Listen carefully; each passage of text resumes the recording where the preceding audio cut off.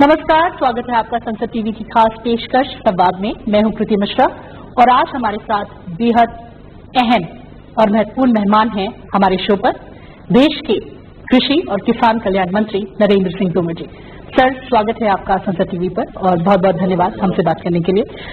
Sir, अगर global situation की बात की जाए तो जिस तरह से जियो पोलिटिकल सिनेरियो बदल रहा है, एक तरफ रशिया यूक्रेन वॉर है, दूसरी तरफ प्राइस राइस है, फ्यूल प्राइस राइस है, ऐसे में बड़ी चिंता एनर्जी सिक्योरिटी को लेकर और फूड सिक्योरिटी को लेकर है।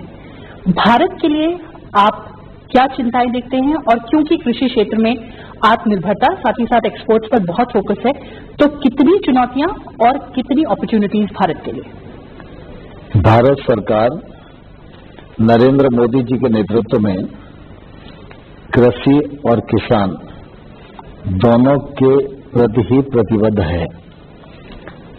विगत 8 वर्षों में कृषि के क्षेत्र में मोदी जी के नेतृत्व में अनेक नए नए आयाम प्रदान किए गए हैं, जिसका फायदा कृषि के क्षेत्र को मिल रहा है।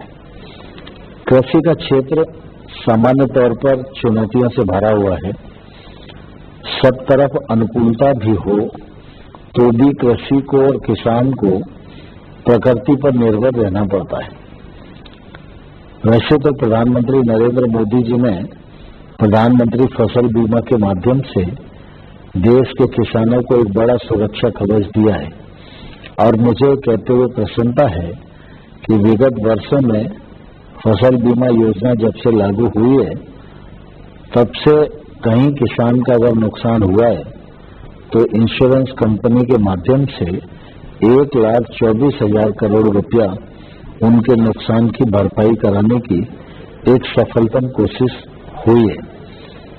लेकिन इसके बाद भी जलवायु परिवर्तन जैसी चुनौतियां भी हमारे सामने हैं। मुझे कहते हुए गौरव है कि हमारे कृषि क्षेत्र में काम करने वाले वैज्ञानिक काफी पहले से इस दिशा में सचेत हैं। समय रहते हमारे साइंटिस्टों ने जलवायु परिवर्तन की परिस्थिति को संज्ञान लिया और नए बीजों को इजाद किया है। यह निश्चित रूप से हमको आने वाले कल में बड़ा संबल देंगे। अभी खाद्यान्न की दृष्टि से भारत सरप्लस कंट्री है। हम अपने घर की भी पूर्ति कर रहे हैं और दूसरों को भी आवश्यकता पड़े तो मदद करने की स्थिति में है। बागवानी का क्षेत्र हो, दुग्ध उत्पादन का क्षेत्र हो, इन सब क्षेत्रों में भारत काफी अच्छे से काम कर रहा है। लेकिन इसके साथ ही साथ हमारी कोशिश है कि हमारी उत्पादकता और बढ़े। जिन क्षेत्रों में हम थोड़ा अभी पीछे हैं, जैसे उदाहरण के लिए दलहन में, हालांकि हमारे किसानों ने काफी लंबी छलांग लगाई है, सरकार भी दलहन मिशन पर काम कर रही है, तो दलहन की स्थिति में काफी हम अच्छा हो गए। लेकिन अभी खाद्य तेलों की दृष्टि से निश्चित रूप से आयात पर हमारी निर्भरता है। लेकिन हमारी कोशिश है कि वो निर्भरता निरंतर कम होती जाए। इसके लिए तिलहन मिशन भी हम लोगों ने प्रारंभ किया है और ऑयल पाम मिशन 11,000 करोड़ रुपए की लागत से उसको भी प्रारंभ किया है। और मैं समझता हूं कि जब ऑयल पाम की फसल आना शुरू होगी तो हमारी जो इंपोर्ट पर निर्भरता है वो काफी कम होगी। प्रधानमंत्री नरेंद्र मोदी जी के नेतृत्व में किसानों को लगातार वो टेक्नोलॉजी का उपयोग करें, महंगी फसलों की ओर जाएं, उनको वाजिब दाम मिले, इस का प्रयत्न किया जा रहा है। और इसलिए एमएसपी को भी लागत में 50% मुनाफा जोड़कर घोषित किया, उसका भी लाभ किसानों को मिल रहा है। सर, लगातार सरकार ने डबलिंग फार्मर्स इनकम पर फोकस किया है। ऐसे में ये लक्ष्य कितना पूरा होते हुए देखते हैं आप? क्या बड़े अचीवमेंट्स हैं और क्या कुछ और करना बाकी है? मैं समझता प्रधानमंत्री नरेंद्र मोदी जी ने जब किसानों को आह्वान किया कि किसान की आमदनी दोगुनी होनी चाहिए, उस दिशा में किसान भी जागरूक हुए और केंद्र सरकार राज्य सरकारों के साथ मिलकर अनेक कार्यक्रमों पर काम कर रही है। प्रधानमंत्री जी ने जब ये किसानों से कहा और सरकार से कहा तो वो स्वयं भी पीछे नहीं रहे। उन्होंने प्रधानमंत्री किसान सम्मान निधि जैसी योजना आरंभ की और किसान की जो आय है उसमें 6,000 रुपया वार्षिक उसमें जोड़ा। और आज मुझे कहते हुए प्रसन्नता है कि देश के 11.5 करोड़ किसानों को लगभग 2,16,000 करोड़ रुपए से अधिक उनके खाते में जमा डीबीटी के माध्यम से कराया गया है और इससे निश्चित रूप से उन किसानों को बहुत संबल मिला है और छोटे मोटे कर्ज के लिए उनको साहूकार के पास जाना पड़ता था, इससे भी निश्चित रूप से मुक्ति मिली है। दूसरा, किसान क्रेडिट कार्ड के माध्यम से पहले 4-5 लाख करोड़ रुपया पूरे देश भर के किसानों को मिलता था। आज मोदी जी ने बढ़ाकर उसको 18 लाख करोड़ रुपया किया है और ये 18 लाख करोड़ रुपया सीधा खेती के क्षेत्र में निवेश है, तो इसका परिणाम भी सामने आ रहा है। फिर चाहे सिंचाई की दृष्टि से माइक्रो इरिगेशन का मामला हो, अच्छा खाद बीज उपलब्ध कराने का मामला हो, सिंचाई के लिए बिजली की उपलब्धता का मामला हो, इन सब दिशाओं में केंद्र सरकार ने काफी हद तक किसान की जो जरूरत है उसको सुनिश्चित करने का काम किया है। किसान भी जागरूकता के साथ काम कर रहे हैं, वो टेक्नोलॉजी का उपयोग कर रहे हैं, अपनी लागत कम करने का प्रयास कर रहे हैं और हमारे जो वैज्ञानिक हैं वो अच्छे बीजों को ईजाद कर रहे हैं, जिससे कि निश्चित रूप से उत्पादकता बढ़ रही है और उसका फायदा भी निश्चित रूप से किसान को आज मिल रहा है। मुझे ये कहते हुए प्रसन्नता है कि मैं पिछले दिनों श्रीनगर गया था। श्रीनगर में केसर की खेती होती है, इस बार भी केसर वहां बहुत पैदा हुई है। मैं कल ही परसों अखबार में पढ़ रहा था। वहां पर भारत सरकार ने केसर पार्क लगाया है जहां केसर को प्रोसेस किया जा सकता है। किसान खुद आएंगे, अपने माल को प्रोसेस करेंगे, वो पैकेजिंग भी कर सकते हैं, ब्रांडिंग भी कर सकते हैं, वो सुविधा भी दी है। वहां मैं किसानों से बात कर रहा था तो मुझे किसान ने कहा कि पहले साथ केसर 1 लाख रुपया किलो हमारे बेचते थे, लेकिन जब से केसर पार्क शुरू हुआ है तब से हमारी केसर का दाम 2 लाख करोड़ रुपया हो गया है।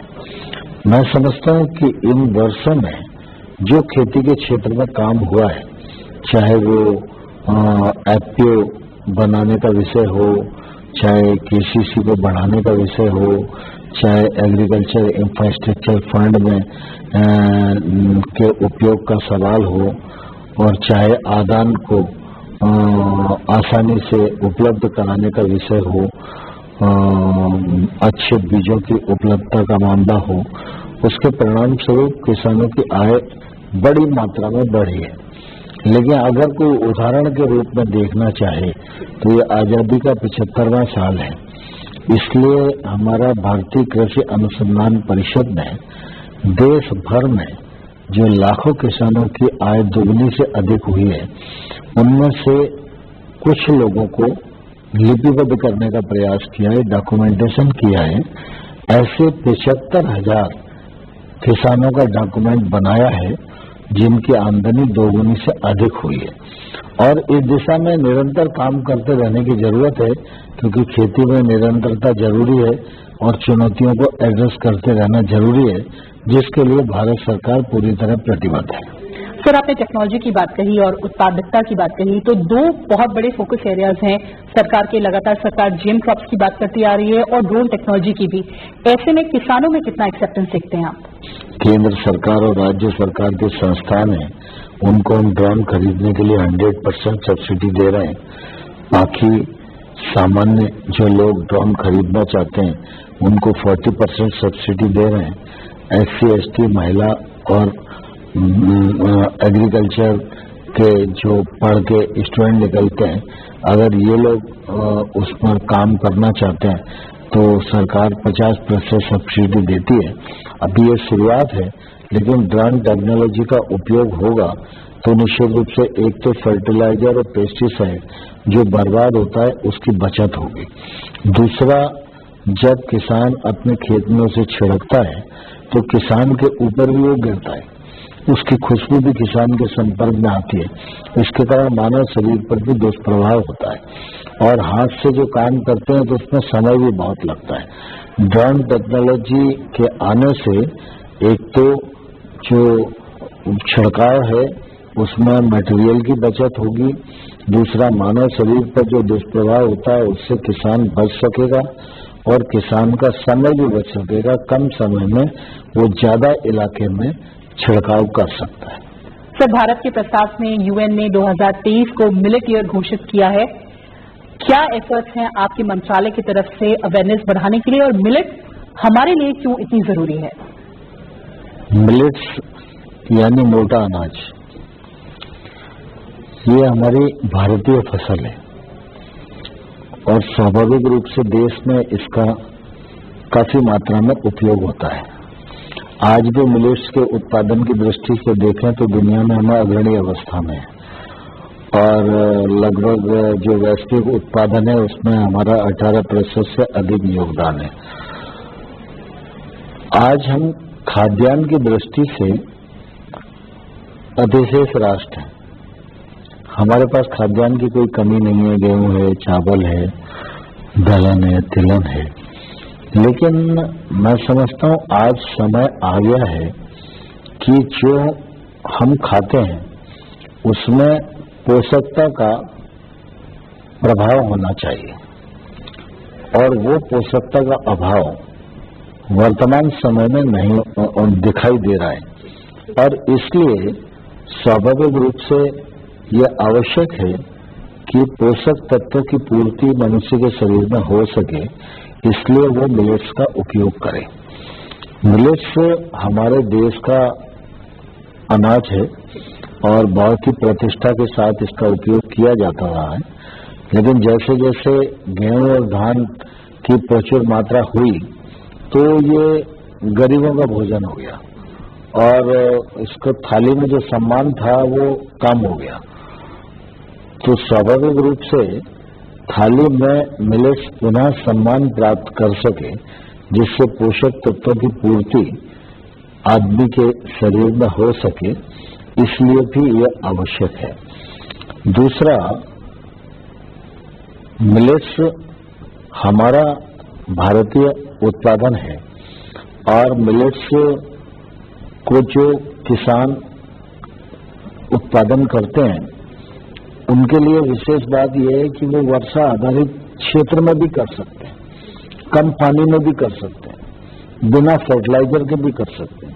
इसमें लागत भी कम है, पानी भी कम लगता है, फर्टिलाइजर भी कम लगता है और उत्पादन अच्छा होता है। तो किसान को अच्छा भाव मिले, इसके लिए इसकी मांग बढ़ाना चाहिए। मुझे कहते हुए प्रसन्नता है कि एग्री स्टार्टअप्स ने मिलेट्स पर जो काम कर रहे हैं उन लोगों ने लगभग 67 प्रकार के प्रोसेसिंग करके उत्पाद बनाए। मिलेट्स के बिस्किट हैं, मिलेट्स की चॉकलेट है, बाकी बहुत सारी चीजें मिलेट्स से बनना शुरू हो गई हैं।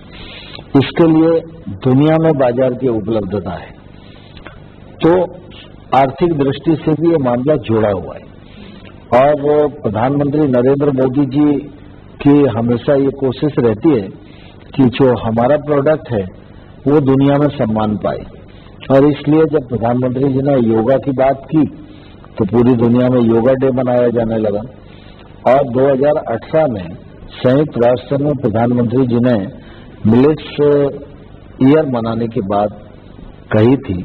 72 देशों ने उनके प्रस्ताव को समर्थन किया और यूएन ने जो 2023 को मिलेट्स ईयर के रूप में घोषित किया। तो 2023 में पूरी दुनिया में मिलेट्स के कार्यक्रम होंगे, उसके प्रति जागरूकता बढ़ेगी, उसकी उपयोगिता बढ़ेगी, उसकी मांग बढ़ेगी। तो निश्चित रूप से इसका फायदा निश्चित रूप से किसान को मिलेगा और मनुष्य स्वस्थ होगा और वो ठीक प्रकार का अनाज उपयोग कर पाएगा। इस दृष्टि से मिलेट्स ईयर का महत्व हमारे लिए बहुत ज्यादा है। चूंकि भारत के प्रस्ताव पर संयुक्त राष्ट्र संघ ने मिलेट्स ईयर घोषित किया है, इसलिए अगुवाई करने की भी जिम्मेदारी हमारी है।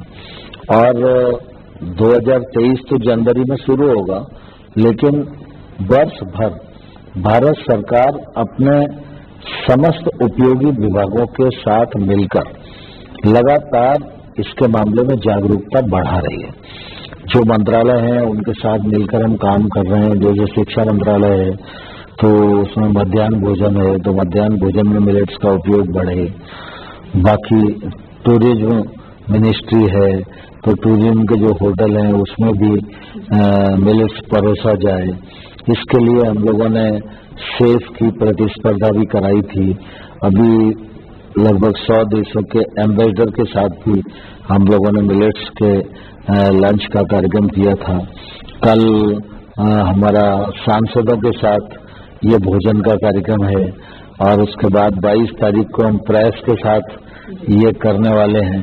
तो कुल मिला के मिलेट्स का उपयोग पोषक तत्वों की पहुंच मानव शरीर में हो, ये पहला उद्देश्य है।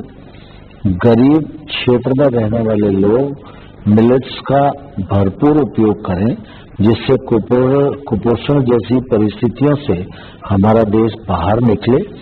और दूसरा, आर्थिक गतिविधियां भी इसके माध्यम से बढ़े और हमारा मिलेट्स एक्सपोर्ट भी होए, जिससे कि दुनिया की आवश्यकता को भी हम पूर्ण कर सकें और अपनी आर्थिक गतिविधियों को भी हम बढ़ा सकें। सर, चलते चलते आपसे जानना चाहूंगी, हम सभी दिल्ली में रहते हैं, पोल्यूशन एक बहुत बड़ी परेशानी है, स्टबल बर्निंग लगातार परेशानी रही है। आपने कहा है कि कलेक्टिव एफर्ट से ही इसका कोई सोल्यूशन निकल सकता है, आगे क्या रास्ता देखते हैं आप? देखिए, जो दिल्ली की परिस्थिति है वो थोड़ी अलग प्रकार की है। उसमें आसपास का क्षेत्र भी शामिल है और दिल्ली की अपनी लापरवाहियां भी शामिल है।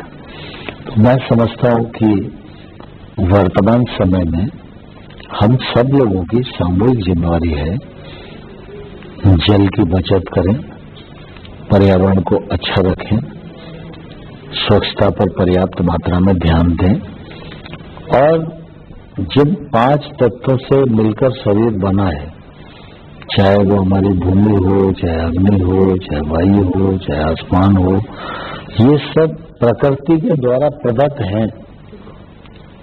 तो प्रकृति ने हमको अपने संसाधनों का दोहन करने की इजाजत दी है। जब हम उसके शोषण करने पर उतर आते हैं तो उसकी तकलीफें हमको भुगतना ही पड़ती हैं।